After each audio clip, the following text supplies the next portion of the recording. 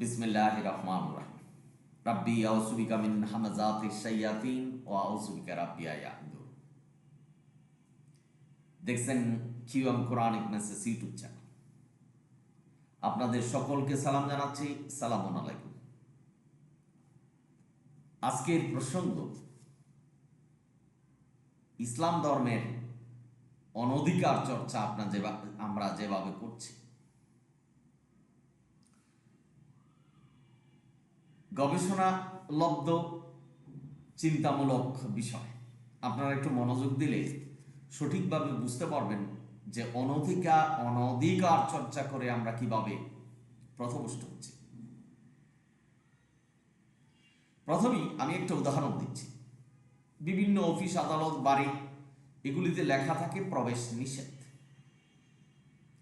যেখানে প্রবেশ নিষেধ সেখানে যদি আপনি প্রবেশ করেন সেটাকে বলা হয় অনধিকার চর্চা। অর্থাৎ আপনাকে অধিকার দেওয়া হয়নি কিন্তু আপনি অধিকার নিলেন।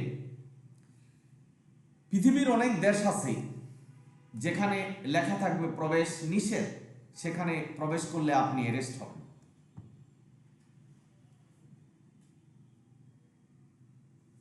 ঠিক একইভাবে আল্লাহ কুরআন আমাদের কাছে পাঠিয়েছেন, হুকুম বিধান দিয়েছেন এবং বলছেন যে এই কোরআনই মানতে হবে।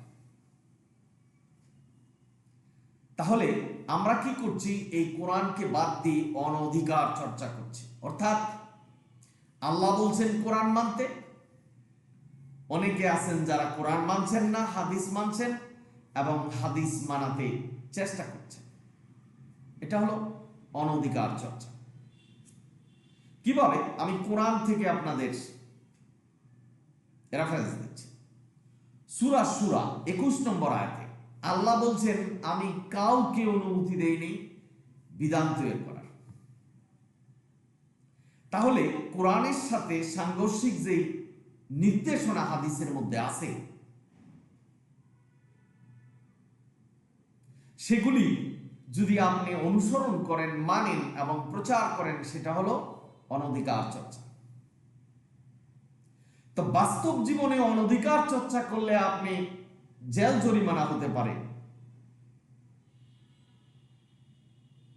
আপনি অ্যারেস্ট হবেন। তাহলে আল্লাহ যে কিতাব দিয়েছেন যে কোরআন, সেটার যদি অনধিকার চর্চা করেন তাহলে আপনি পথভ্রষ্ট হবেন না? প্রশ্ন আপনাদের কাছে।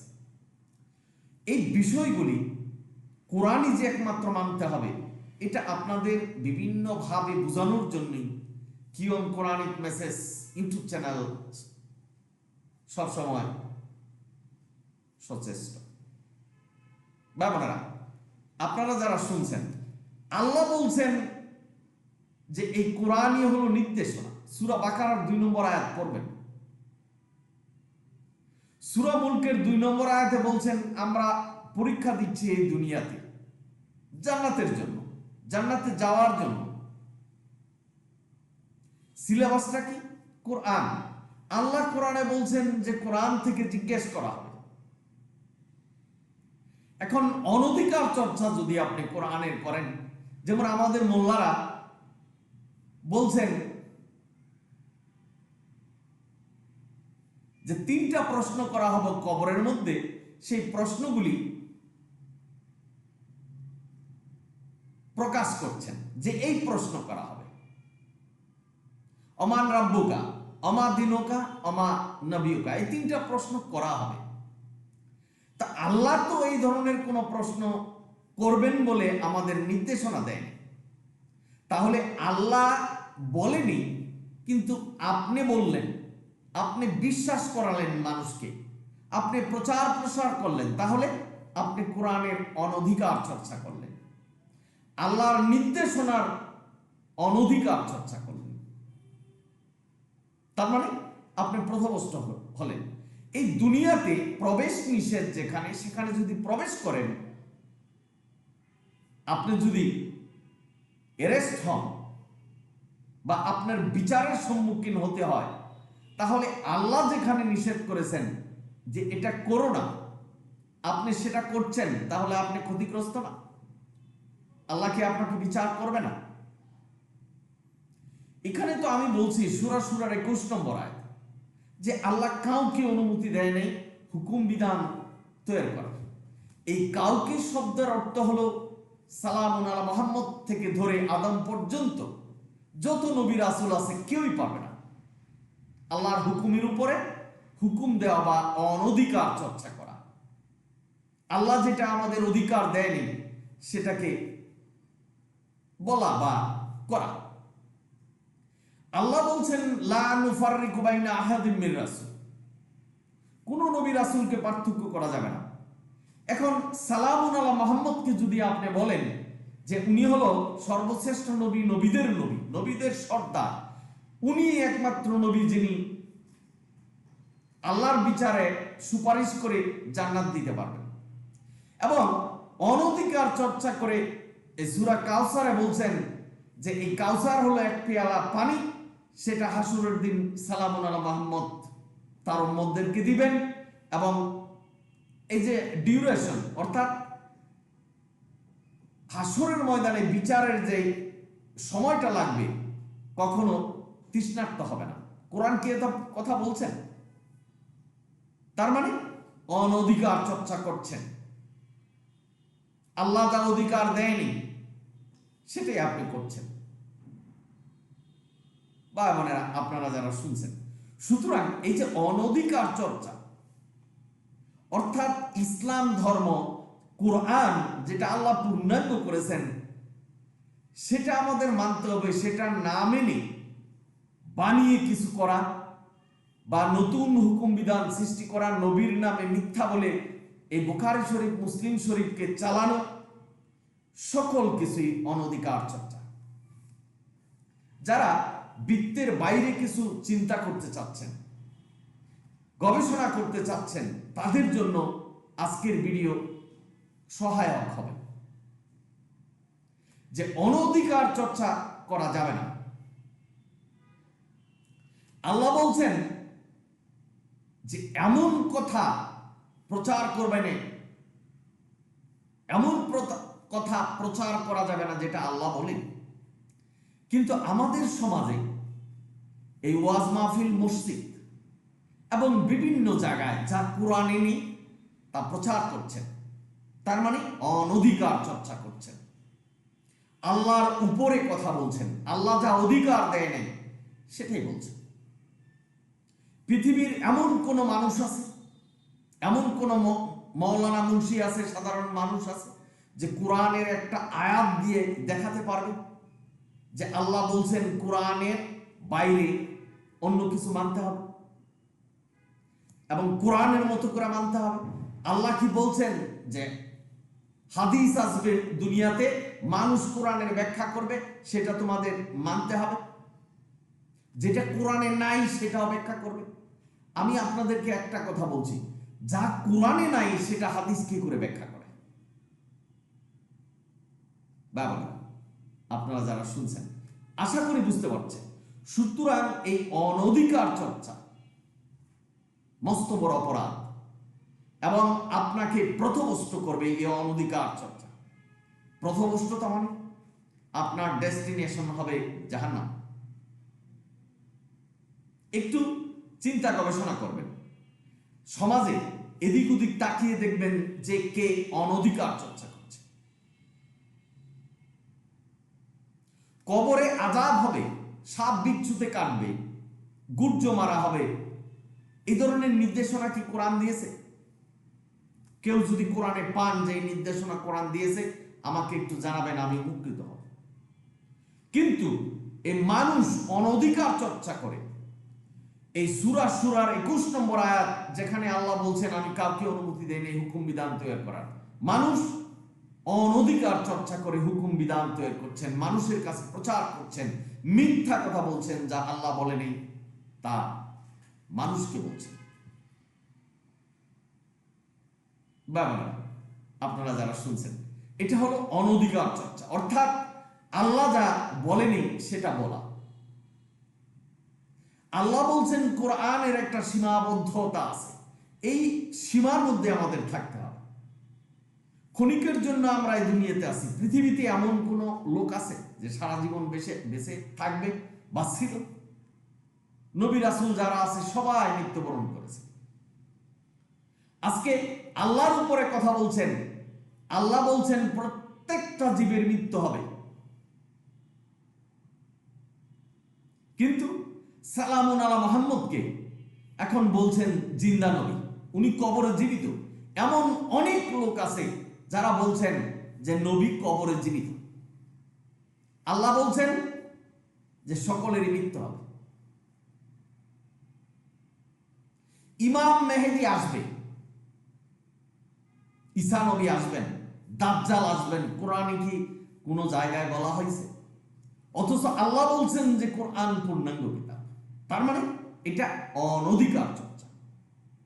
আল্লাহর কথার উপরে আপনি কথা বলছেন, আল্লাহর সীমারেখার বাইরে গিয়ে অনধিকার চর্চা করছেন। এই চর্চা মানে শিক্ষা। আপনি কোরআন ছেড়ে হাদিসের শিক্ষা নিচ্ছেন, মুক্তি হচ্ছেন। আমি কোনো ব্যক্তি সমাজকে হেয়া প্রতিপন্ন করার জন্য এই কথা বলছি না, বা কাউকে নির্দিষ্ট করার কথা বলছি না। একটা উপাধি লাভ করছেন অধিকার চর্চা করে। হাদিস, যে হাদিস বুখারী শরীফ, মুসলিম শরীফ, আরো যত শরীফ আছে, কোন শরীফের কথাই সালামুন আলা মুহাম্মদ তার জীবদ্দশায় শুনে যাননি বা বলেন। বা বোনেরা, আপনারা যারা শুনছেন, নবীকে বলা হয়েছে সূরা কাফের 27 নম্বর আয়াতে, কোরআনের কোনো পরিবর্তন নেই, একটা অক্ষর পরিবর্তন করা যাবে না, তুমি তারই অনুসরণ করো যা তোমার কাছে ওহী করা। আপনি সূরা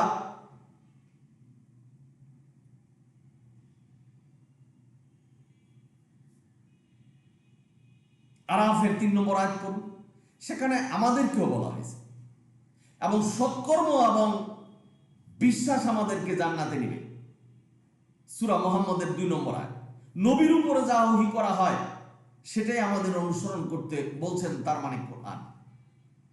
এই কোরআনের বাইরে যত কিছু আপনি অনুসরণ করবেন, শুনবেন, মানবেন, সেটা হলো অনধিকার চর্চা। এই অনধিকার চর্চা করে এই দুনিয়াতে আপনি অ্যারেস্ট হবেন, আপনাকে বিচারের কাঠগড়ায় যেতে হবে। এখন আল্লাহ সেই নির্দেশনার উপরে যদি, আল্লাহর কোরআনের আয়াতের উপরে যদি আপনি অনধিকার চর্চা করেন, তাহলে আপনাকে জাহান্নামে যেতে হবে, এটাই সত্য। আপনার নামাজ, রোজা, হজ, যাকাত যা কিছু করছেন কোনোটাই কাজে আসবে না যদি আল্লাহ অর্থাৎ ইসলামের, কোরআনের নিয়ম পদ্ধতির উপরে, নির্দেশনার উপরে আপনি অনধিকার চর্চা করেন। সেটাই সূরা শুরার 21 নম্বর আয়াতে বলছেন যে আল্লাহ কাউকে অনুমতি দেয় বিধান তৈরি করার, আল্লাহ একা বিধান তৈরি করবে। এটা তো সাধারণ বিষয়। ভাই বোনেরা, যে সাম্রাজ্যে, যে দেশে আপনি বাস করেন, সে দেশের গভর্নমেন্ট আইন কানুন করবে, আপনাদের মানতে হবে। এই দেশের তুলনা হয় না, কারণ হলো এটা হলো গণতন্ত্র। আল্লাহর সাথে কারো শরীক নেই, আল্লাহর সাথে কারো তুলনা নেই যে আল্লাহ যা নির্দেশনা দিয়েছে তার পরিবর্তন করবেন বা আপনাকে অনুমতি দিয়েছে। ভাই বোনেরা, সালামুন আলা মুহাম্মদকে আল্লাহ বলেছেন আমি যা হারাম করেছি সেটাকে হালাল করার, এবং যেটাকে হারাম করেছি, যেটা হালাল করেছি সেটাকে হারাম করার অনুমতি তোমাদের আল্লাহ কি দিয়েছে, তোমাকে দিয়েছে। এখান থেকে বুঝতে হবে যে আল্লাহ কাউকে অনুমতি দেন হুকুম বিধান তৈরি করার। সুতরাং ভাই বোনেরা, যারা কোরআন থেকে বিভাজিত হয়েছে, পীর ফকিরের কথা শুনে যারা তাদেরকে অনুসরণ করছেন, এবং হাদিস পড়ে যারা কোরআনের বাইরে কোনো কথাকে বিশ্বাস করছেন, যেমন নবীদের সর্দার সালামুন আলা মুহাম্মদ, উনি একমাত্র বিচার মানে সাফায়াত করতে পারবেন, যেটা সূরা বাকারার 123 নম্বর আয়াতে বলছেন যে কারো ক্ষমতা নাই সুপারিশ করার। এবং কোরআনের এই সত্য কথাগুলি যারা গোপন করে, সত্যকে মিথ্যার সাথে যারা মিশ্রিত করে তাদের স্থান জাহান্নামে। 123 নম্বর 42 সূরা বাকারার 42 নম্বর আয়াত। 123 নম্বরে বলছে কেউই সাফায়াত করতে পারবে না, সূরা বাকারা। সুতরাং ভাই বোনেরা, এই যে অনধিকার চর্চা, এটা থেকে বিরত থাকুন। আমি আপনাদের QM Quranic message YouTube channel থেকে বলছি, এই অনধিকার চর্চা করবেন না। অর্থাৎ কোরআনে যা নেই তা মানবেন না, তা শুনবেন না, তা অনুসরণ করবেন না। এবং কোরআন যেভাবে ইবাদত করতে বলছেন, নামাজ, রোজা, হজ, যাকাত যত কিছু আছে সব কোরআন ভিত্তিক হতে হবে। আল্লাহ যেভাবে বলছেন সেভাবে হতে হবে।